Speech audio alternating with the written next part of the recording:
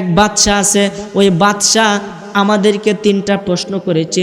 সে হলো একটা নাস্তিক। সে কি নাস্তিক? মানে কি আল্লাহ বিশ্বাস করে না, নাস্তিক। যে আল্লাহ কি, আল্লাহ বলতে কিচ্ছু নাই, নাউজুবিল্লাহ বলেন।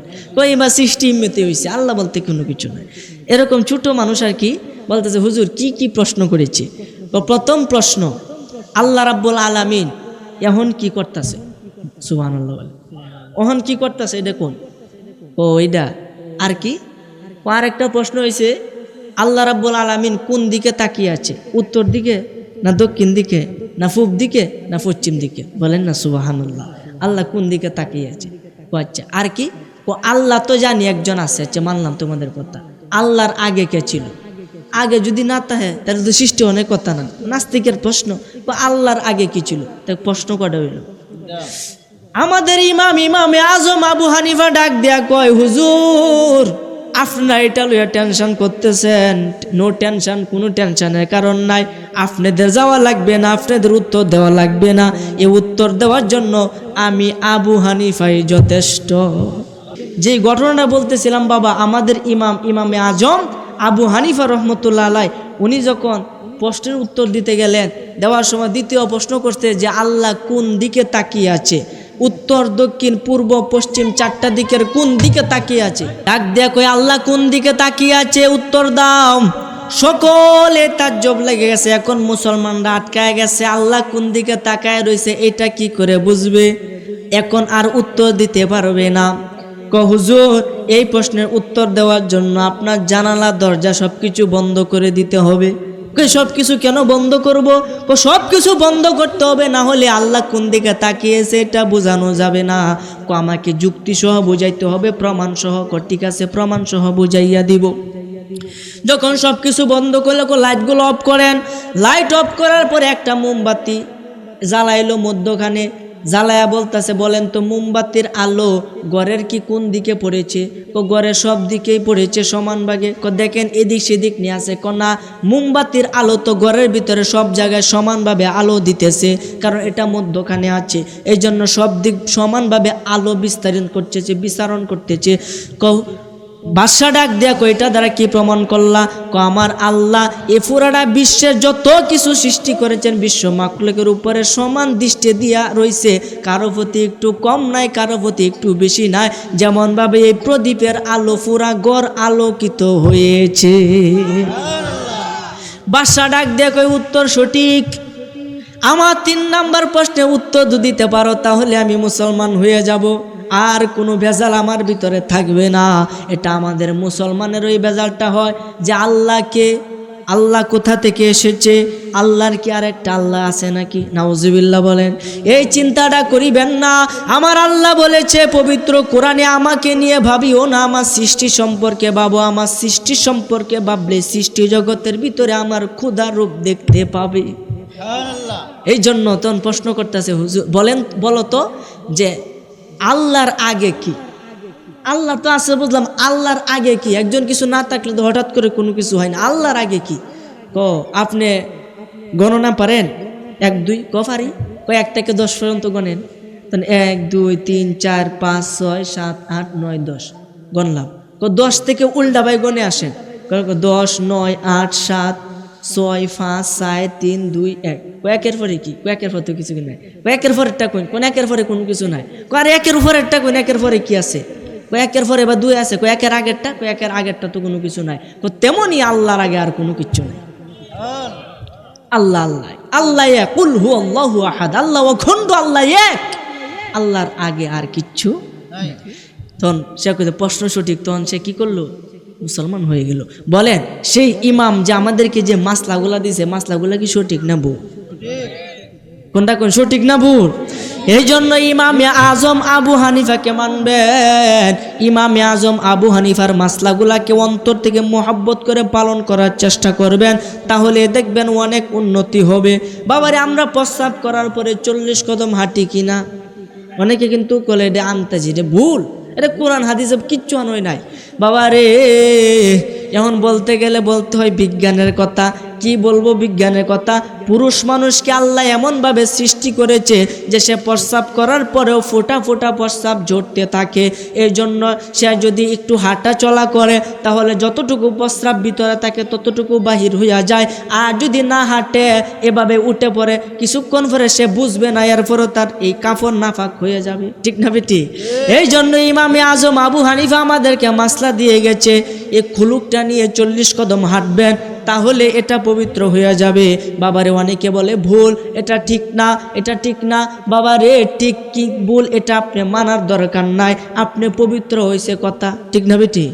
এটা পবিত্র হয়েছে আমাদের কথা, এটা আমাদের ইমামের মাসলা, আমাদের থেকে মানতে হবে। আমাদের এখানে নিয়ত করে এখানে নিয়ত করতে হবে। এই জন্য সমস্ত কিছু মাসলা অনুযায়ী করবেন, যেই মাসলাগুলো ইমামে আজম আবু হানিফা রহমতুল্লাহ আল্লাহ আমাদেরকে দিয়ে গেছে। যেই মাসলাগুলো আপনার সমস্যা হয়, যেটা মানতে আপনার ক্ষতি হয়, অন্য মাসলা মানবেন। কথা কোন ঠিক কিনা? যেমন আমাদের ইমাম আবু হানিফা বলে গেছে যে সহবাস করার পরে আমাদের যে কাপড় আছে এগুলো তো নাপাক হয় কি হয় না? যদি নাপাকি হয়, কোনো বীর্য যদি এই কাপড়ের মধ্যে লাগে তাহলে কাপড় পুড়িয়া দাও। এটা কে বলেছে? আবু হানিফা। কে বলেছে? কিন্তু আমরা কি পুড়িয়ালাই? কি আমরা পবিত্র করি না? এখন পবিত্র কিভাবে হবে? কিভাবে পবিত্র হবে এটা আমরা অনেকে জানি না। কথা কোন ঠিক কিনা? এই পবিত্র করা মাসলা দিয়ে গেছে ইমাম শাফি রহমতুল্লাহ আলাইহি। কি মাসলা? 3 বার কাশি দিবেন, বিসমিল্লাহ বলে 3 বার ধৌত করবেন, 3 বার ভালোভাবে বিসমিল্লাহ বলে ঘষবেন, তাহলে পবিত্র হয়ে যাবে। বলেন সুবহানাল্লাহ। গোল্ড অফ মদিনা, সুন্নিয়তের অহংকার। আল্লাহর একজন নবী নাম হলো হযরতে ঈসা রূহুল্লাহ আলাইহি সালাতু ওয়াসসালাম। বলেন সুবহানাল্লাহ।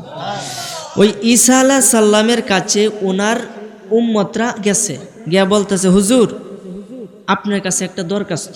খুব মনোযোগ দিবেন তাহলে বুঝবেন।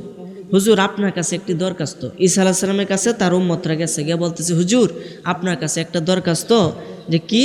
যে আপনি আল্লাহর কাছে একটু দোয়া করেন, আল্লাহর কাছে একটু বলেন যে আমাদেরকে যাতে স্বর্গ থেকে সরাসরি আসমান থেকে কুদরতিভাবে আমাদেরকে খাওয়ান দান করে। বলেন সুবহানাল্লাহ।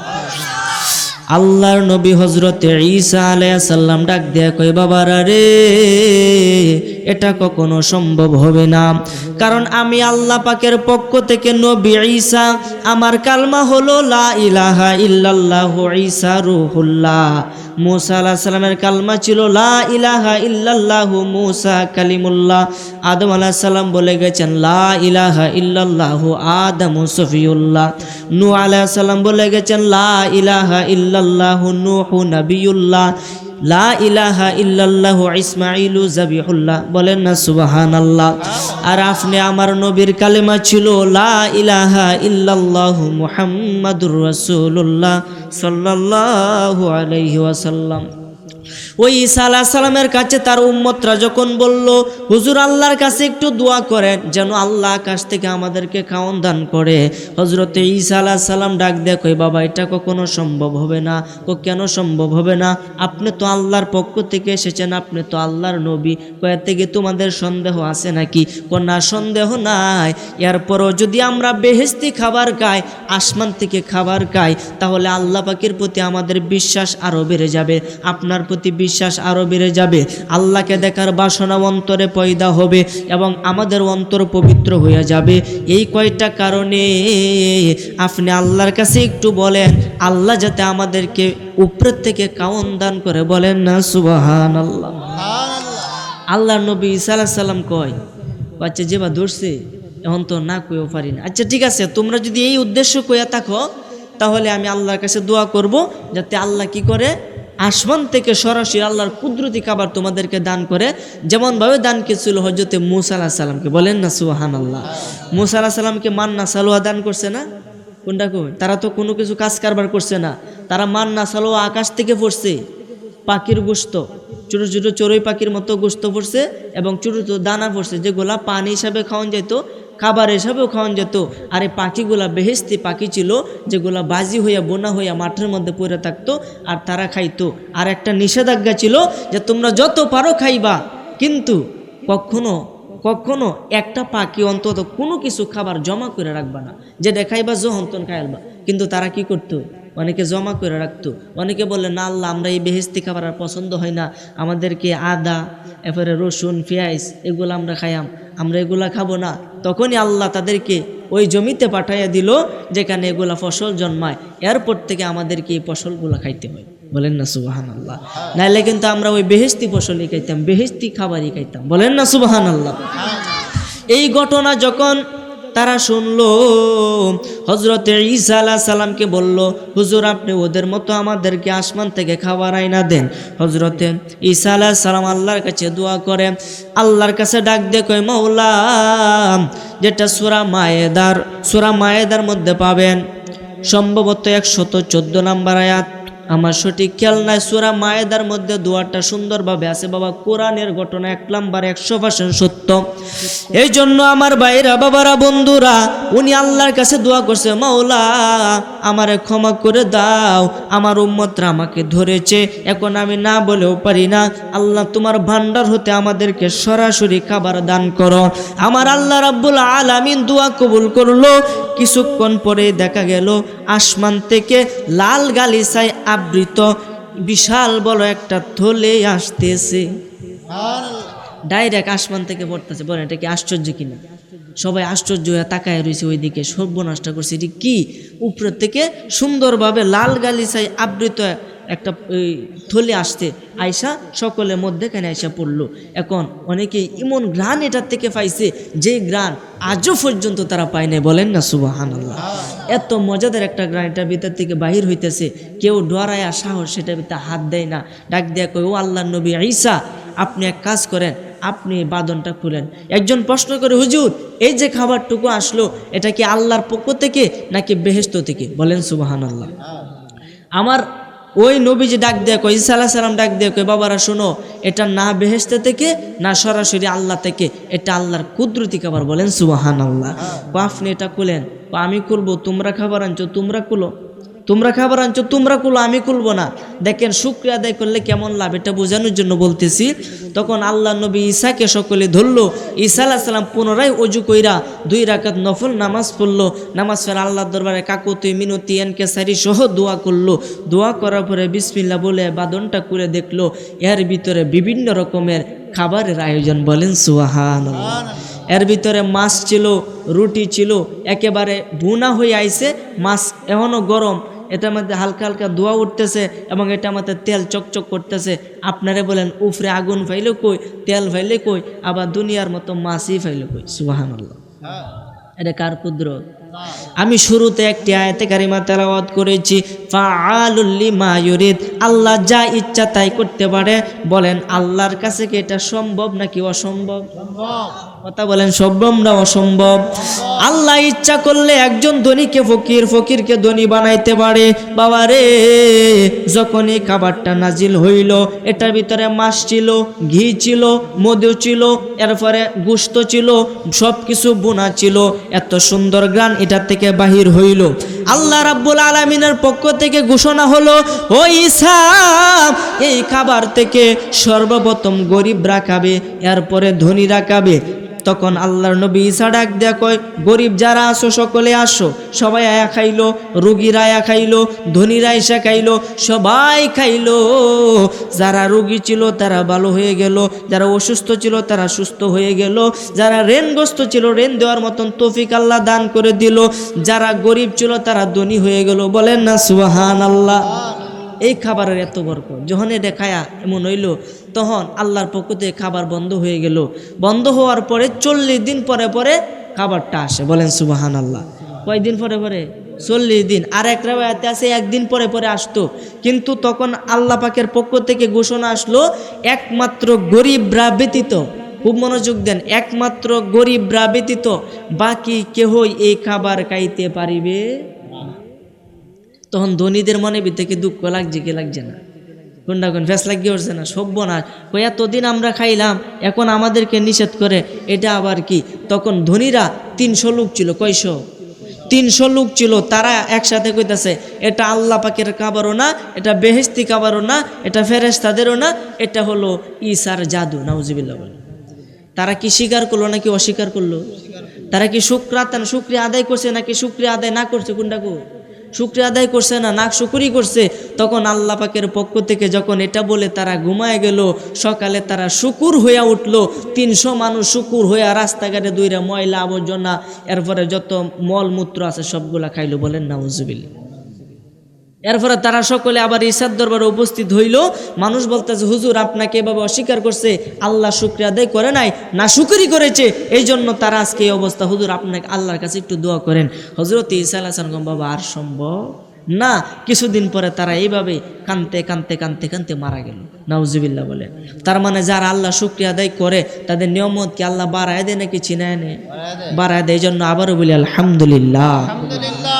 এই জন্য আমার ভাইরা বাবারা বন্ধুরা, আল্লাহ আপনাকে আমাকে বানাইয়া এই পৃথিবী দিনছে পাঠাইয়া, আজকের মাহফিলে আপনি আসতে পারতেন না যদি আপনার হায়াত না থাকতো। আজকের মাহফিলে আপনি আসতে পারতেন না যদি আপনার কপালে ভালো কিছু লেখা না থাকতো। কেননা মাহফিল কিন্তু প্রতিদিনই হয়, কিন্তু আমরা ঘরের ভিতরে শুয়ে থাকি, মাহফিলে কিন্তু বাবা যায় না। বাবা রে, যাদের কপাল ভালো তারা মাহফিলে আসতে পারে, যাদের কপাল খারাপ, কপাল পোড়া, তারা কখনোই মাহফিলে আসতে পারে না। আমরা বেহেশতি মানুষ। কারণ নবীজি বলেছেন, দুনিয়ার মধ্যে যদি কোনো ওয়াজ মাহফিল হয়, কোনো জিকিরে মাজলিস হয়, এটার মধ্যে তোমরা যাও, কারণ এটা বেহেশতের বাগান। বলেন না সুবহানাল্লাহ। বেহেশতের ভিতরে যেমন কেউ গুনাহ নিয়ে প্রবেশ করতে পারে না, তেমনই ভাবে বেহেশতের বাগানের মধ্যেও পৃথিবীর কোনো মানুষ গুনাহ নিয়ে প্রবেশ করতে পারে না। কাজেই বোঝা গেল আমরা সকলেই নিষ্পাপ। বলেন সুবহানাল্লাহ। এখন আমরাও সে নিষ্পাপ। এখন একটা মানুষ আত্মলে দেয়ানছে, হুজুর আমার গুনাহ নাই, দেয়ানছে কেউ আসুন নাই। আমাদের গুনাহ না থাকলেও বলতে হবে কি আছে, গুনাহ আছে, কারণ আমরা মানুষ। আল্লাহ পবিত্র কোরআনে বলেছেন মানুষ গুনাহগার, বনি আদম কি গুনাহগার। আল্লাহ বলেছে গুনাহগার। আমি যদি বলি আমার গুনাহ নাই, তাহলে কি মুসলমান না কাফের? কাফের, কারণ আল্লাহর কথা স্বীকার করলাম, এই জন্য কাফের। এই জন্য আমাদের যেহেতু সকলেরই কম বেশি গুনাহ আছে, আমাদের সকলেরই এই বাম স্তনের 2 আঙ্গুল নিচে একটা লতিফা আছে, যেটাকে গোশতের টুকরা। গোশতের টুকরা সব জায়গাতেই আছে, কিন্তু ওইখানে একটা বিশেষ গোশতের টুকরা আছে, যেটাকে এলমে তাসাউফের ভাষায়, তরিকতের ভাষায় কলব বলা হয়। ওই কলবের রং হলো লাল, এবং ডান স্তনে 2 আঙ্গুল নিচে আরেকটা গোশতের টুকরা, এটা হলো লতিফায়ে রূহ। এটার ভিতরে আপনার প্রাণভ্রমরা, এটা যখন আপনার ভিতর থেকে চলে যাবে, আপনার দেহটা নিতর হয়ে মাটিতে পড়ে যাবে। কথা কোনটি কিনা? এই জন্য আমার ভাইরা বাবারা বন্ধুরা, এই জন্য আমি বলে থাকি, যাইতে হবে একদিন তোমার যেথায় আপন ঘর, যাইতে হবে একদিন তোমার যেথায় আপন ঘর। এই দুনিয়ার সবই তোমার হয়ে যাবে পর, ওরে এই দুনিয়ার সবই তোমার হয়ে যাবে পর। তোমার আগে আইছে যারা, একে একে গেছে তারা। তোমার আগে আইছে যারা, একে একে গেছে তারা। তাদের মতো যাবে চলে, রইবে বাড়ি ঘর। তাদের মতো যাবে চলে, রইবে বাড়ি ঘর। এই দুনিয়ার সবই তোমার হইয়া যাবে পর, ওরে এই দুনিয়ার সবই তোমার হইয়া যাবে পর। অদম খলিল কই ভাবিয়া রঙ্গে রসে দিন কাটাইয়া, অদম খলিল কই ভাবিয়া রঙ্গে রসে দিন কাটাইয়া। ভাবলে নাকি জবাব দিবে মরণেরই পর, ভাবলে নাকি জবাব দিবে মরণেরই পর। এই দুনিয়ার সবই তোমার হইয়া যাবে পর। কথা বলেন ঠিক কিনা? এই জন্য আমার ভাইরা বাবারা বন্ধুরা, শরীরের গরম ওই দিন থাকবে না, রক্ত ওই দিন গরম থাকবে না। ওই দিন রক্ত পানি হয়ে যাবে, পা থেকে রুহুটা উপরে জোর উঠতে থাকবে, পাগুলো অবশ হয়ে উপরে জোর উঠতে থাকবে, উঠতে উঠতে উঠতে উঠতে গলা পর্যন্ত আসবে। এর আগে আপনার কাছে 5 জন ফেরেশতা আসবে। একজন ফেরেশতা এসে বলবে আসসালামু আলাইকুম, আপনি সালামের উত্তর দিবেন, অন্য কেউ দেখবে না। আপনার পাশে হাজার হাজার লক্ষ লক্ষ লোক কেউ দেখবে না, একমাত্র আপনি চক্ষু দেখতে পাবে ওই ফেরেশতাকে। ওই ফেরেশতা এসে ডাক দেয়া বলবো, বাবা রে, সারাটা দুনিয়া খুঁজে ফেললাম, তোমার জন্য এক দানা, একটা সামান্য একটা দানা পরিমাণ রিজিক তোমার জন্য আমি পাই নাই। এই জন্য বোঝা গেছে তোমার হায়াত এখানেই শেষ। আমি রিজিকের ফেরেশতা আজকে থেকে তোমার কাছ থেকে বিদায় নিলাম, দেখা হবে হাসরের ময়দানে, বিদায় দাও। সুবহানাল্লাহ। বাবারে, এই যে রিজিক আপনারা পান, টাকা পান, অনেকে গাড়ি চালা, অনেকে আবার কৃষি কাজ করে, ক্ষেত কামারে কাজ করে, অনেকে আবার মানুষের বাড়িতে কাজ করে টাকা উপার্জন করে, অনেকে অফিস আদালতে কাজ করে। বাবারে, এই যে কাজ করে আপনি কান, আপনার রিজিক আছে বইলাই আপনি পান। কথা কোন ঠিক কিনা? দেখবেন অনেকে অসুস্থ হইয়া 40 দিন, 50 দিন, 20 দিন, 3 দিন লাগাতে কোনো কিছু খায় না। ঠিক না ঠিক? দেখছেন না এরকম আছে তো? অথচ খাবার কি তার আশেপাশে আছে না? আছে তো আছে, কিন্তু সে খেতে পারে না, তার মুখ দিয়ে গলা পর্যন্ত যায় না, সে বমি করে দেয়, কারণ তার রিজিক নাই, দুনিয়া রিজিক তার শেষ। এরপরে তার ইন্তেকাল হয়। এই ফেরেশতা চলে যাওয়ার পরে আরেকজন ফেরেশতা আসে। ওই ফেরেশতা ডাক দিয়া কয়, আসসালামু আলাইকুম। আপনি সালামের উত্তর দেন। এরপরে বলে, আজকে সারাটা দুনিয়া খুঁজে ফেললাম, তোমার জন্য এক ফোঁটা পানি আমি পাই নাই। এই জন্য বোঝা গেছে তোমার পানি খাওয়ার দিনও শেষ। আজকে থেকে তোমার হায়াত শূন্য হয়ে গেছে। একটা সুন্দরভাবে আল্লাহ হায়াত দিয়া পাঠাইছিল, তুমি শেষ করতে করতে করতে করতে একেবারে হায়াত শেষ করে ফেলেছ। এই জন্য আর ভিতরে কোনো কিছু নাই, সব কিছু শেষ। এই জন্য আজকেই তোমাকে বিদায় নিতে হবে। বিদায় দাও, বিদায় দাও, দেখা হবে হাসরের ময়দানে। এইভাবে 5 জন ফেরেশতা 5টা জিনিস আপনার কাছে বলবে। যখন আপনার রুহুটা আপনার গলায় চলে আসবে, ওই মুহূর্তে আল্লাহ পাকের পক্ষ থেকে হযরতে আজরাইল আলাইহিস সালামের অনুসারীগণ আপনার প্রাণ নিতে চলে আসবে। 2 জন করে ফেরেশতা আসবে। একজন আসবে নেককার, আরেকজন হবে বদকার। অর্থাৎ যদি নেককার হন, নেকের ফেরেশতা লইয়া যাবে, আর যদি বদকার হন, আযাবের ফেরেশতা লইয়া যাবে প্রাণ। আপনার গলা থেকে আজরাইল আলাইহিস সালাম জানটাকে কবজ করবে।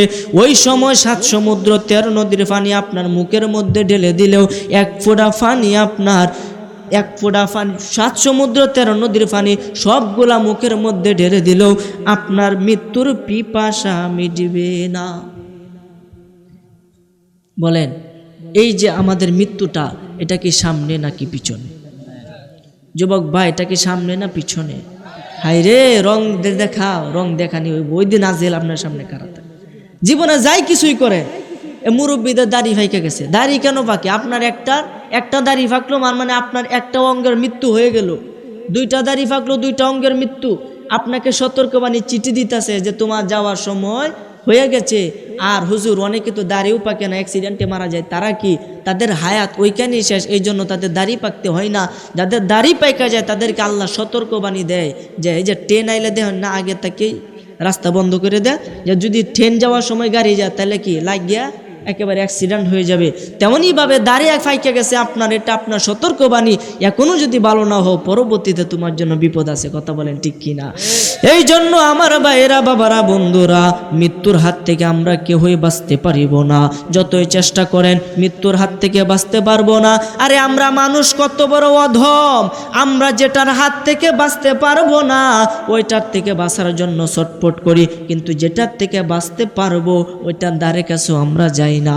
বাবার একটু অসুখ হইলে আমরা কত ওষুধ বড়ি খাই, একটু হাতটা ভেঙে গেলে এই হসপিটালও দৌড়াদৌড়ি করি যাতে হাতটা ভালো হয়, যাতে কয়েকদিন বাঁচি। ভালো মন্দ খায় যাতে শরীর সুস্থ থাকে, যাতে আরে কয়েকদিন বাঁচি। এরপরে আমরা বেহেশতেও যেতে চাই।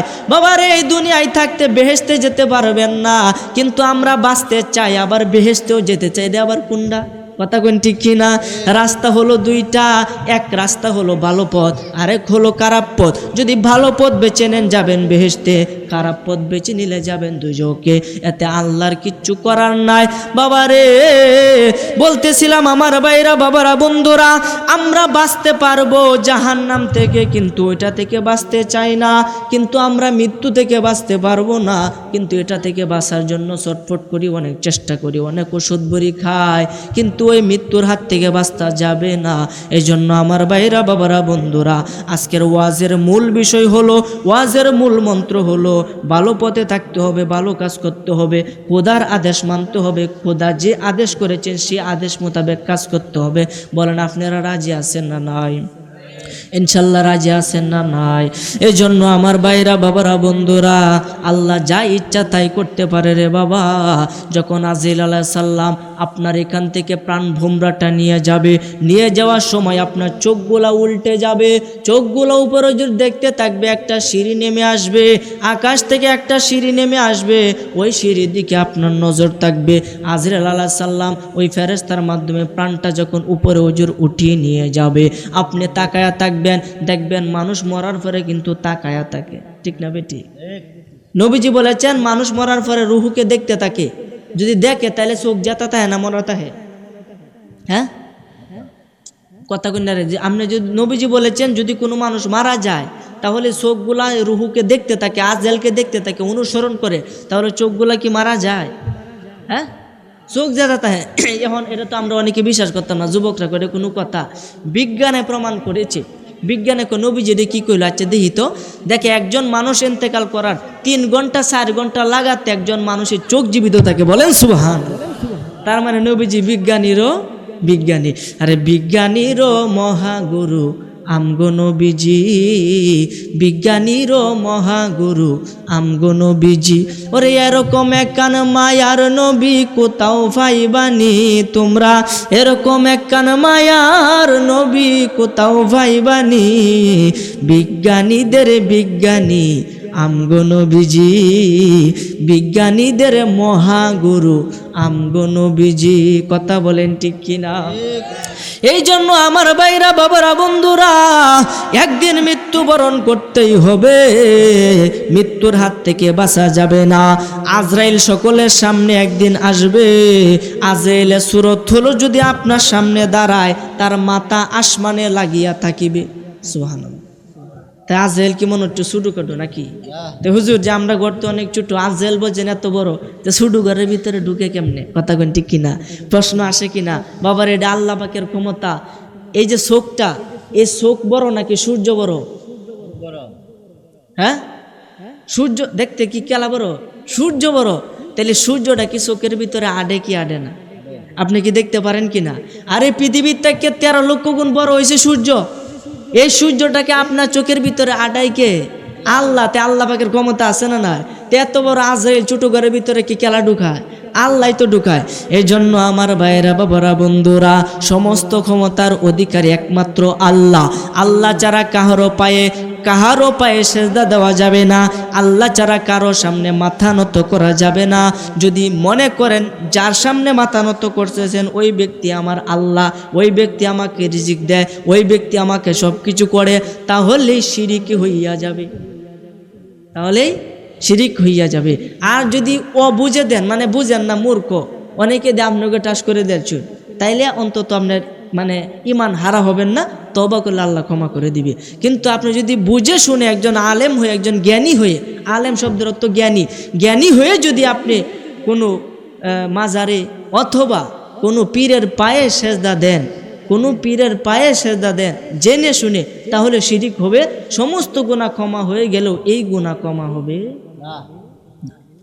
এই জন্য সাবধান থাকতে হবে, আমাদেরকে সঠিক পথটা মানতে হবে, বেঠিক পথ থেকে ফিরে আসতে হবে। বাবারে আপনি আমার ইমাম হলো ইমামে আজম আবু হানিফা, ঠিক না বেঠিক? ইমামে আজম আবু হানিফা উনি কীরকম মাসলা দিয়ে গেছেন, উনি কত বড় আল্লাহর ওলি ছিল, কত বড় আবেদ ছিল। উনি যখন ছোটোবেলায় মাদ্রাসায় পড়তো, কইতাম নি ঘটনাটা কইতাম নি, ছোটোবেলা মাদ্রাসায় পড়তো, ছোট্ট একদম ছোট্ট। আচ্ছা ছোটো মানুষ কি কোনো কিছু পারে না? ছোটো মানুষ গেছে মাদ্রাসায় পড়তো, মাদ্রাসা পড়ার সময় দেখে শিক্ষকরার মন মানসিকতা ঠিক নাই, অনেক শিক্ষকরার মাথা ঠিক নাই, অনেকের মন খারাপ, অনেকে আবার কথা বলে না, একে অপরের সাথে সমালোচনা করে, কি নিয়ে যেন কথা বলে, পড়ার এত মনোযোগ নাই। আমাদের ইমামে আজম আবু হানিফা রহমতুল্লাহ আলাই ডাক দিয়া কই, উস্তাদ জি গো কি হয়েছে, আমাদেরকে কেন পড়াচ্ছেন না, দয়া করে একটু বলেন আপনাদের কি হয়েছে। ও বাবা তুমি ছোট মানুষ, তুমি ছোটোর মতো থাকো, তোমার আমাদের ব্যথা তোমার বোঝার দরকার নাই, তুমি পারবে না। ও হুজুর একবার বলেই দেখেন না, যদি পারি তাহলে তো ভালো, না পারলে তো করার কিছু নাই। ও বাবা রে তাহলে শুনো, এরকম এক বাদশা আছে, ওই বাদশা আমাদেরকে 3টা প্রশ্ন করেছে। সে হলো একটা নাস্তিক। সে কি নাস্তিক? মানে কি আল্লাহ বিশ্বাস করে না। নাস্তিক। যে আল্লাহ কি, আল্লাহ বলতে কিচ্ছু নাই, নাউজুবিল্লাহ বলেন। কই বা সৃষ্টি ইম্মতে হয়েছে, আল্লাহ বলতে কোনো কিছু নাই। এরকম ছোট মানুষ আর কি বলতেছে, হুজুর কি কি প্রশ্ন করেছে। তো প্রথম প্রশ্ন, আল্লাহ রাব্বুল আলামিন এখন কি করতেছে? সুবহানাল্লাহ বলে। এখন কি করতেছে এটা কোন? ও এইটা। আর কি? আর একটা প্রশ্ন হয়েছে, আল্লাহ রাব্বুল আলামিন কোন দিকে তাকিয়ে আছে? উত্তর দিকে না দক্ষিণ দিকে না পূব দিকে না পশ্চিম দিকে? বলেন না সুবহানাল্লাহ। আল্লাহ কোন দিকে তাকিয়ে আছে? ও আচ্ছা। আর কি? ও আল্লাহ তো জানি একজন আছে, আচ্ছা মানলাম তোমাদের কথা। আল্লাহর আগে কে ছিল? আগে যদি না থাকে তাহলে তো সৃষ্টি অনেক কথা না। নাস্তিকের প্রশ্ন, আল্লাহর আগে কি ছিল? তাই প্রশ্ন কটা হইল। আমাদের ইমামে আজম আবু হানিফা ডাক দেয়া কয়, হুজুর আপনার এটা লইয়া টেনশন করতেছেন। নো টেনশন, কোনো টেনশনের কারণ নাই। আপনাদের যাওয়া লাগবে না, আপনাদের উত্তর দেওয়া লাগবে না। এই উত্তর দেওয়ার জন্য আমি আবু হানিফাই যথেষ্ট। আরো আস্তে গুন সুবহানাল্লাহ। উনি কেমন ইমাম ছিলেন? উনি এশার ওজুদে ফজর বসে 40 বছর। কত বছর? তাই এশার ওজুদে ফজর 40 বছর পরে রাইতে ঘুমাইলে কি ওজু ভাঙ্গে কিনা? তাহলে 40 বছর লাগাতে কি ঘুমাই নাই? সুবহানাল্লাহ বলে। এবং আল্লাহকে সরাসরি, আল্লাহকে 99 বার স্বপ্ন দেখছি। আর আস্তে কোন সুবহানাল্লাহ। আল্লাহর 99 বার স্বপ্ন দেখছে। কি মনে করেন উনি কি সাধারণ? ওনার মাসলাগুলা মানবেন। অনেকে বা এরকম মাযহাব মানার দরকার নাই, কোরআন হাদিসে যথেষ্ট, তুমি নিজেরাই পারবা। আরে নিজেরা তো পারবাম। তারা কেমন এলেমে অধিকারী ছিল, তাদের অন্তর চোখ খোলা ছিল, তারা মানুষকে দেখে বলতে পারতো সে কোন কোন গুনাহ করছে। সুবহানাল্লাহ বলে। তো ওনাদের এটা মানতাম না, তো তোমাদের এটা মানবা? তোমরা তো তাদের এটা ফইরা বলতাছো না এটা মানা যাবে না। আর তোমাদের কথা আমরা কিভাবে মানবো? তারা তো ওই যুগের আলেম ছিল, যেই যুগে সব কিছু অন্ধকারে নিবঞ্চিত ছিল, যেই যুগে কোনো কিছুই ছিল না, তারাই একমাত্র আলেম ছিল। তাদের কথায় মানুষে বিশ্বাস করে হাজার হাজার lakh lakh crore crore million trillion billion মানুষ হেদায়েতের পথ পেয়েছে। কথা কোন ঠিক কিনা? আর তোমরাও এখন নতুন, তোমাদের কথাই মানতে হবে, এটা কি কোনো কথা? কথা কোন ঠিক কিনা? এই জন্য মাযহাব মানতে হবে। আরে আমাদের মতো সাধারণ মানুষ তারাই মাযহাব মানে, যারা বেশি জ্ঞানী হয়ে যায় তারা কিন্তু মাযহাব মানে না। মাযহাব কি? মাযহাব হলো চারটাতে যে কোনো একটা মানলে আপনার মাযহাব মানা হয়ে যাবে। আমাদের মাযহাবের নাম হলো হানাফি মাযহাব, এরপরে শাফিঈ, এরপরে মালিক, এরপরে হাম্বলি। 4টা মাযহাব আছে। 1 নাম্বার সবাই আমাদের ইমাম আবু হানিফাকে সিলিন্ডার করছে। সুবহানাল্লাহ। তার মানে আমরা কোনটা মানবো? আবু হানিফারটা না? আবু হানিফা মারা গেছে হলো 150 হিজরিতে, জন্ম নিছে 80 হিজরিতে। 150 হিজরিতে মারা গেছে।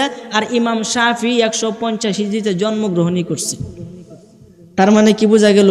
এই দিক দিয়ে ইমামে আজম আবু হানিফা কি অনেক বড় না? সে যে বেলা মারা গেছে ওই সময় আরেকজন জন্মগ্রহণ করছে, ওনার মাযহাব হচ্ছে শাফি মাযহাব। তাহলে আমাদের যেটা মানি ওটা হলো হানাফি মাযহাব। আমরা যে আজান দেই মসজিদের মধ্যে, এটা হানাফি মাযহাবে। বলেন পৃথিবীর সব জায়গায় কি আজান একই রকম না? উনি মাসলা দিছে।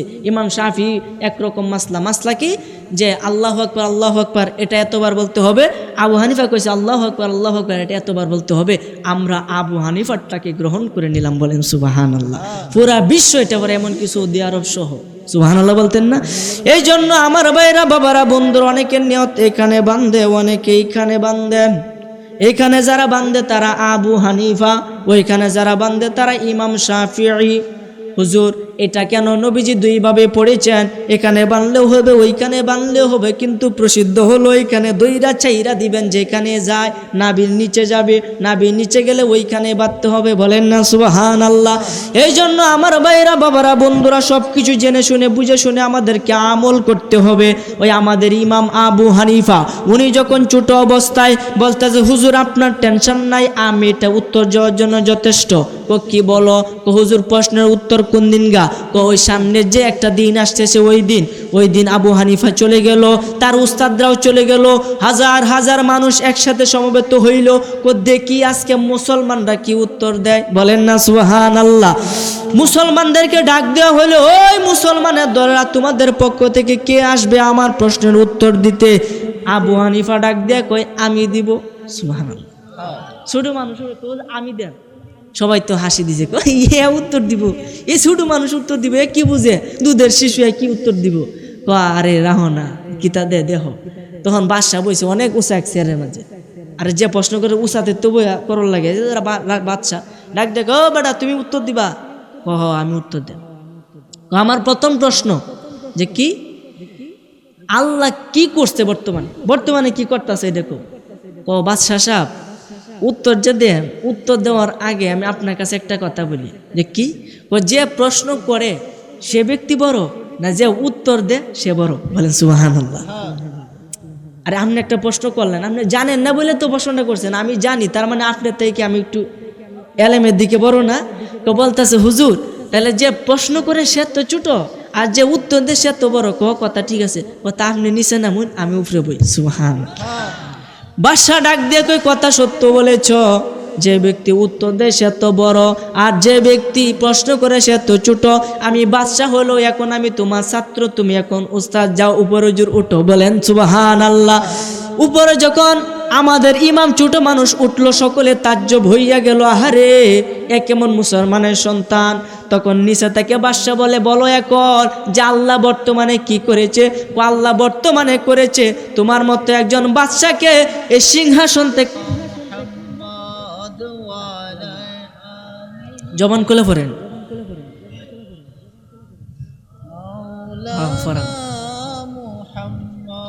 এবারে জিকির বিলে পড়তাম, একটু বেরোলতাম নি ভাই দে। হ্যাঁ তো জিকির করেন আল্লাহ আল্লাহ আল্লাহ আল্লাহ আল্লাহ আল্লাহ আল্লাহ। এই জবান খুলেন আল্লাহ আল্লাহ আল্লাহ আল্লাহ আল্লাহ আল্লাহ আল্লাহ। মাশাআল্লাহ আল্লাহ আল্লাহ আল্লাহ আল্লাহ।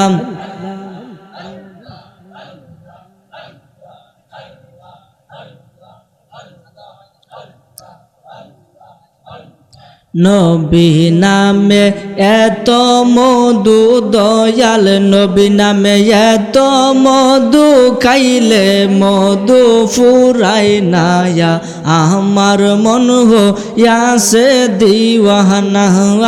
আল্লাহ আল্লাহ আল্লাহ। নবী নামে এত মধু দয়াল, নবী নামে এত মধু, খাইলে মধু ফুরাই নায়া, আমার মন হইয়াছে দিওয়ানা। মাশাআল্লাহ আল্লাহ। দয়াল নবী নামে এত যে মধু, আমারে কইরা সে জাদু গো। আল্লাহ আল্লাহ আল্লাহ। দেখা দিয়া কুলে নিয়া, দেখা দিয়া কুলে নিয়া, নিবাও মোহনের বেদনা, আমার মন হইয়াছে দিওয়ানা। আল্লাহ আল্লাহ আল্লাহ আল্লাহ। নয়নে নয়নে রাখিব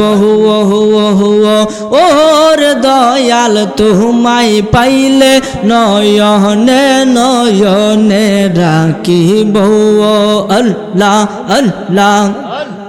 নয়নে নয়নে রাখিব গো নবী, তোমায় পাইলে নয়নে নয়নে রাখিব। মাশাআল্লাহ আল্লাহ আল্লাহ।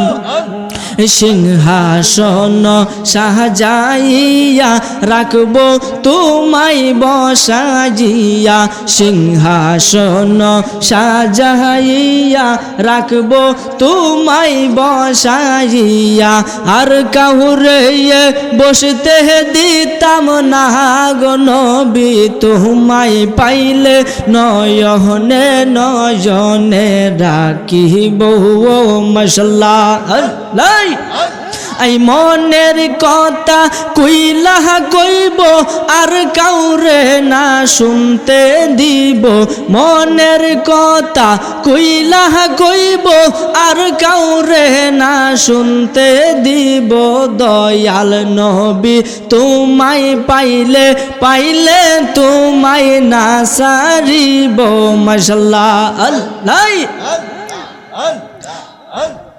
আল্লাহ আল্লাহ নুরানি চরণ মুইসা দিব আর কাউরে না দেখিতে দিব কদম মুবারক মুইছা দিব আর কাউরে না দেখিতে দিব দয়াল নবী পাইলে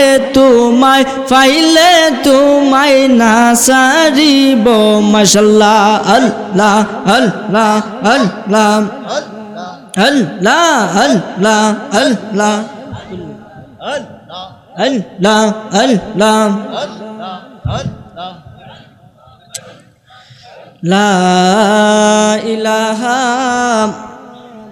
ইল্লাল্লাহু মুহাম্মাদুর রাসূলুল্লাহ সাল্লাল্লাহু আলাইহি ওয়াসাল্লাম উচ্চ আওয়াজে বলে আলহামদুলিল্লাহ জিকির করলে শুধু লাগতে বাবাই এটা তো জুলহাস ভাই বুঝছে না এই কারণে কইছে আগে ঘটনাটা কইলেন এরপরে জিকির করুন জিকির করলে কলব পবিত্র হয় কলব থেকে কই গেছি চিন্তা করছুন এই কলবটা পবিত্র হয় জিকির করলে এইভাবে বাড়িতে জিকির অনেক প্রকারে আছে এর মধ্যে উল্লেখযোগ্য হলো একটা হচ্ছে খফি জিকির আর একটা কি জলি জিকির কফি মানে কি অস্পষ্ট জালি মানে কি সুস্পষ্ট স্পষ্টভাবে জিকির একটা হচ্ছে খফি অস্পষ্ট যেটাকে আপনার ভিতরে জিকির করতে হয় শ্বাস প্রশ্বাসে জিকির আছে একবার শ্বাসে ফালাইবেন আল্লাহ একবার টানবেন আল্লাহ দেখবেন অনেক দরবার জিকির হয় আল্লাহ আল্লাহ আছে না নাই আছে না নাই এই যে জিকিরে শ্বাস প্রশ্বাসের জিকির কলব তাড়াতাড়ি পবিত্র হবে ইল্লাল্লাহ জিকিরে কলবের মধ্যে বাড়ি দিয়ে কলব পবিত্র হবে ইসমে আজম আল্লাহ আল্লাহ জিকিরে কলব পবিত্র হবে বলেন সুবহানাল্লাহ এই জন্য আমার ভাইরা বাবারা বন্ধুরা খুব মনোযোগ দেন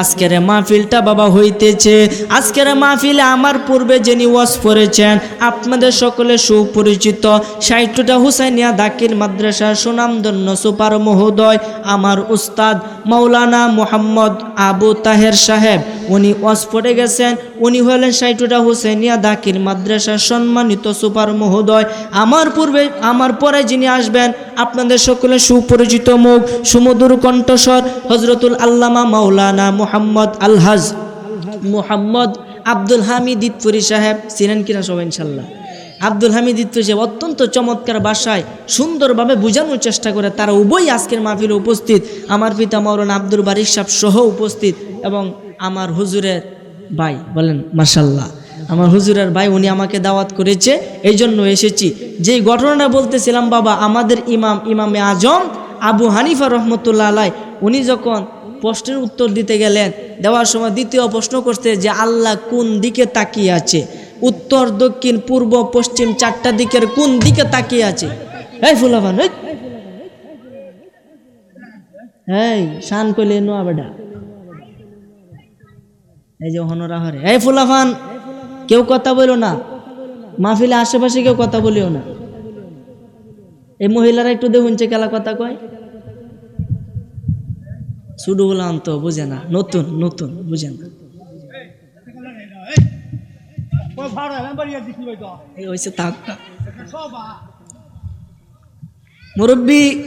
মুরব্বী তাক এই জন্য আমার ভাইরা বাবারা বন্ধুরা ডাক দিয়া কই আল্লাহ কোন দিকে তাকিয়ে আছে উত্তর দাও সকলে তাজ্জব লেগে গেছে এখন মুসলমানরা আটকায় গেছে আল্লাহ কোন দিকে তাকায় রয়েছে এটা কি করে বুঝবে এখন আর উত্তর দিতে পারবে না হুজুর এই প্রশ্নের উত্তর দেওয়ার জন্য আপনার জানালা দরজা সবকিছু বন্ধ করে দিতে হবে সবকিছু কেন বন্ধ করব সবকিছু বন্ধ করতে হবে না হলে আল্লাহ কোন দিকে তাকিয়েছে এটা বোঝানো যাবে না আমাকে যুক্তি সহ বুঝাইতে হবে প্রমাণ সহ ঠিক আছে প্রমাণ সহ বুঝাইয়া দিব যখন সবকিছু বন্ধ করলে লাইটগুলো অফ করেন লাইট অফ করার পরে একটা মোমবাতি জ্বালাইলো মধ্যখানে জ্বালায়া বলতেছে, বলেন তো মোমবাতির আলো ঘরের কি কোন দিকে পড়েছে? ঘরের সব দিকেই পড়েছে সমান ভাগে।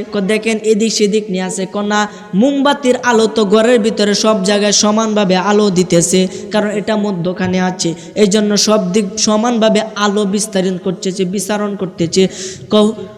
বাদশা ডাক দেয়া কইটা দ্বারা কি প্রমাণ করলা?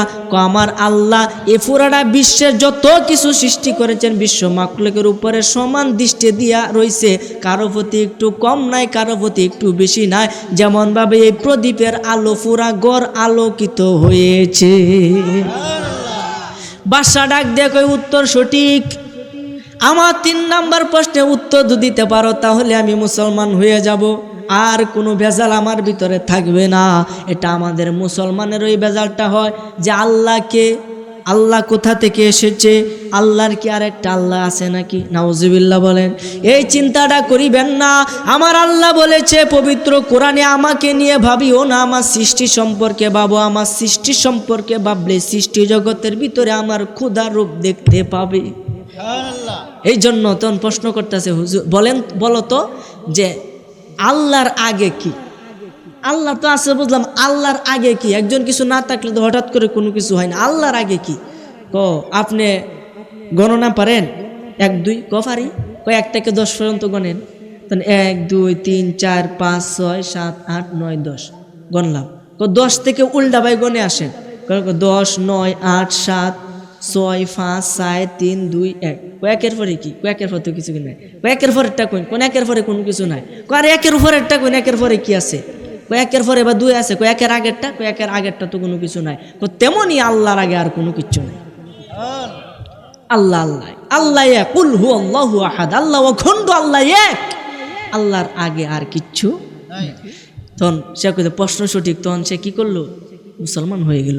বলেন সেই ইমাম যে আমাদেরকে যে মাসলাগুলা দিছে, মাসলাগুলা কি সঠিক না ভুল? কোনটা কোন সঠিক না ভুল? এই জন্য ইমামে আজম আবু হানিফাকে মানবেন। ইমামে আজম আবু হানিফার মাসলাগুলাকে অন্তর থেকে মোহাব্বত করে পালন করার চেষ্টা করবেন, তাহলে দেখবেন অনেক উন্নতি হবে। বাবারে আমরা প্রস্রাব করার পরে 40 কদম হাঁটি কিনা? অনেকে কিন্তু বলে এটা আনতাজি, এটা ভুল, এটা কোরআন হাদিসে কিচ্ছু আনোই নাই। বাবারে এখন বলতে গেলে বলতে হয় বিজ্ঞানের কথা। কি বলবো বিজ্ঞানের কথা? পুরুষ মানুষকে আল্লাহ এমনভাবে সৃষ্টি করেছে যে সে প্রস্রাব করার পরেও ফোঁটা ফোঁটা প্রস্রাব ঝরতে থাকে। এই জন্য সে যদি একটু হাঁটা চলা করে তাহলে যতটুকু প্রস্রাব ভিতরে থাকে ততটুকু বাহির হইয়া যায়। আর যদি না হাঁটে, এভাবে উঠে পড়ে, কিছুক্ষণ পরে সে বুঝবে না, এরপরও তার এই কাফড় নাফাক হয়ে যাবে। ঠিক না বেটি? এই জন্য ইমামে আজম আবু হানিফা আমাদেরকে মাসলা দিয়ে গেছে, এই খুলুকটা নিয়ে 40 কদম হাঁটবেন, তাহলে এটা পবিত্র হয়ে যাবে। বাবারে অনেকে বলে ভুল, এটা ঠিক না, এটা ঠিক না। বাবারে ঠিক কি ভুল এটা আপনি মানার দরকার নাই। আপনি পবিত্র হয়েছে কথা, ঠিক না বেটি? এটা পবিত্র হয়েছে আমাদের কথা, এটা আমাদের ইমামের মাসলা, আমাদের থেকে মানতে হবে। আমাদের এখানে নিয়ত করে এখানে নিয়ত করতে হবে। এই জন্য সমস্ত কিছু মাসলা অনুযায়ী করবেন, যেই মাসলাগুলো ইমামে আজম আবু হানিফা রহমতুল্লাহ আল্লাহ আমাদেরকে দিয়ে গেছে। যেই মাসলাগুলো আপনার সমস্যা হয়, যেটা মানতে আপনার ক্ষতি হয়, অন্য মাসলা মানবেন। কথা কোন ঠিক কিনা? যেমন আমাদের ইমাম আবু হানিফা বলে গেছে যে সহবাস করার পরে আমাদের যে কাপড় আছে এগুলো তো নাপাক হয় কি হয় না? যদি নাপাকি হয়, কোনো বীর্য যদি এই কাপড়ের মধ্যে লাগে তাহলে কাপড় পুড়িয়া দাও। এটা কে বলেছে? আবু হানিফা। কে বলেছে? কিন্তু আমরা কি পুড়িয়ালাই? কি আমরা পবিত্র করি না? এখন পবিত্র কিভাবে হবে? কিভাবে পবিত্র হবে এটা আমরা অনেকে জানি না। কথা কোন ঠিক কিনা? এই পবিত্র করা মাসলা দিয়ে গেছে ইমাম শাফি রহমতুল্লাহ আলাইহি। কি মাসলা? 3 বার কাশি দিবেন, বিসমিল্লাহ বলে 3 বার ধৌত করবেন, 3 বার ভালোভাবে বিসমিল্লাহ বলে ঘষবেন, তাহলে পবিত্র হয়ে যাবে। বলেন সুবহানাল্লাহ। এই জন্য আমার ভাইরা, বাবারা, বন্ধুরা, মাসলাগুলাকে মানতে হবে। ইমাম গাজ্জালি রহমতুল্লাহ আলাইহি নুক কাটার সুন্দর পদ্ধতি বইলা গেছে। হুজুর এটা কোথা থেকে পাইলেন? উনি বলছেন যে নুক যে কাটবা, সর্বপ্রথম ডান হাতের শাহাদাত আঙ্গুল থেকে শুরু করে বাম হাত একেবারে সোজা বাই কাটবা। প্রথমে এই আঙ্গুল, তারপরে এই আঙ্গুল, তারপরে এই আঙ্গুল, তারপরে এই আঙ্গুল, তারপরে এইটা, তারপরে এইটা, তারপরে এইটা, তারপরে এইটা, তারপরে এইটা, সবার পরে লইলা। কথা কোন ঠিক কিনা? ইমাম গাজ্জালি রহমতুল্লাহ আলাইহি ওটা বইলা গেছে, এটা তিনি শুনছে যে নবীজির একটা হাদিস হতে পারে। তারপর এটা নিয়ে গবেষণা করছে, গবেষণা করে দেখা গেছে যে হাদিসটা এত ভিতরে তাৎপর্যপূর্ণ যে অবশ্যই নবুয়তি নিয়ম ছাড়া এটা অন্য কোনো নিয়ম হতে পারে না। আরো জোরে বল না সুবহানাল্লাহ।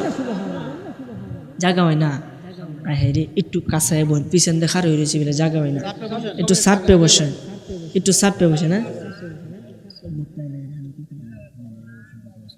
আচ্ছা আচ্ছা,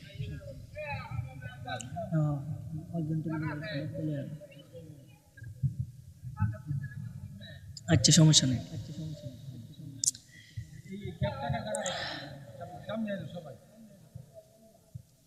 একবার এসে পড়েন, বারবার একবার এমন দিলে তাহলে লাগে চাপায় বসেন। এখন তো ঠান্ডা কম, গরম পড়েছেন থেকে আগুন যেত না দয়া করে। আচ্ছা, ওয়াজের ভিতর আর কথা আমরা না বলি, আপনাদেরকে খারাপ লাগতেছে কেউ? কথা কই না রে, যে কয়েকজন না কইছেন ভাই মনে সবার খারাপ লাগতেছে। ফিচার আর কি আমার প্রতি খুশি আছেন ইনশাল্লাহ? বাবা রে, আমি তো আপনাদের এলাকারই সন্তান, আমি আপনাদেরই সন্তান। কারো হয়তো ভাই, কারো সন্তানের মতো, কারো আবার ছোট ভাইয়ের মতো, কারো বড় ভাইয়ের মতো। আমি তো আপনাদের মতো, আপনারাই দোয়া করে বড় করছেন। আপনারা যদি বালা না হইন তো করার তো আমার কিচ্ছু নাই। এই জন্য আপনারা কেউ সবার বেজার নাকি খুশি আছেন ইনশাল্লাহ? খুশি থাকলে আমার সাথে একটু উত্তর দিবেন। বাবা রে, সব কথার মূল কথা, সব কথার শেষ কথা, অনেক মা মহিলারা আজকে এখানে এসেছে, অনেকে বলেছে মা মহিলা সম্পর্কে একটু ওয়াজ করতাম। বাবা রে, মেয়েরা কিন্তু অনেক আগায় গেছে, যুবক মেয়েরা কিন্তু অনেক আগায় গেছে, কিন্তু কোন দিকে? জাহান্নামের দিকে। ঠিক না বেটি? জাহান্নামের দিকে মেয়েরা ঠিকই আগাচ্ছে, কিন্তু কোথায়? জাহান্নামের দিকে। দেখবেন আজকালকে বাজারে গেলে, দোকানপাটে গেলে, যত শহর আছে ওইখানে গেলে মেয়েদের জন্য হাঁটার কোনো বাও নাই।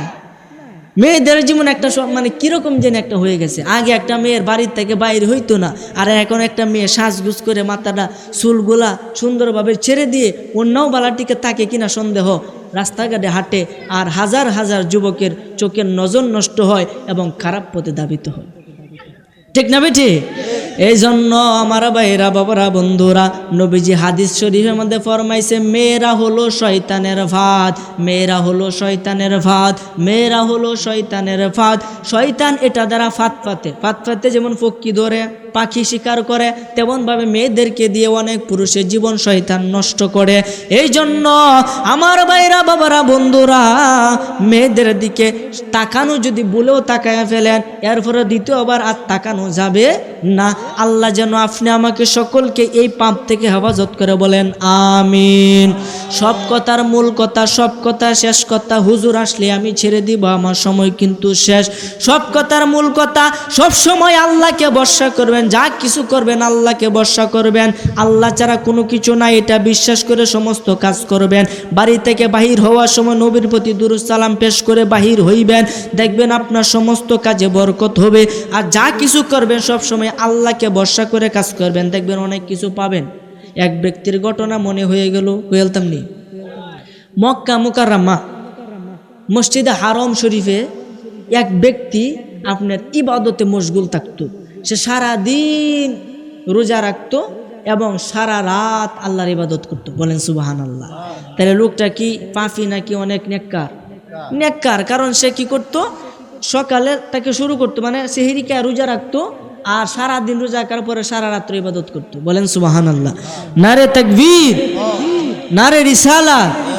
প্রধান বক্তার আগমন, হযরতুল আল্লামা মাওলানা আব্দুল হামিদ দিতফুরি হুজুরের আগমন, সকলে বলি মারহাবা।